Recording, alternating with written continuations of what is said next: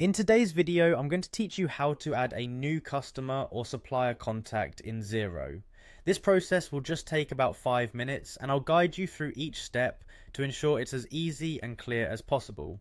First, let's get started by opening your preferred web browser and navigating to the Xero accounting software login page.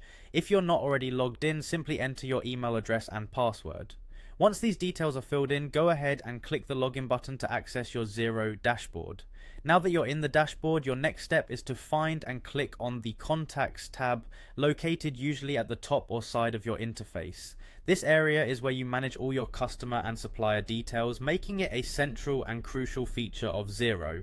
After clicking on the Contacts tab, you'll want to look for the All Contacts option. This will show you a comprehensive list of all the contacts you've already set up, but today we're going to add a new one, so you'll want to pay attention to the New Contact button. Clicking New Contact will open up a form where you can input all the details of the customer or supplier you're adding. It's essential here to be as thorough as possible. Fill in all the pertinent information such as the contact's name, primary email address, phone number, and any other details that are relevant to your business needs. Keep in mind that the more information you provide, the easier it will be to manage this contact in the future. Next, you'll see fields for their addresses. Enter the precise billing or shipping addresses, making sure everything is up to date and accurate. This helps ensure that invoices and deliverables go to the right location. Moving on, Xero also allows you to fill in the financial details related to this contact. Here you can specify default settings such as the default currency, tax details, and any payment terms you have agreed upon with this customer or supplier. This can be crucial for maintaining a smooth financial workflow.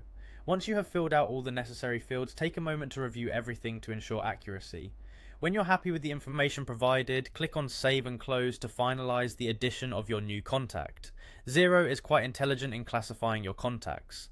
Depending on the type of transactions you have with them, Xero will automatically group them as customers, suppliers, or sometimes both. This automatic sorting helps you stay organized and makes future interactions seamless.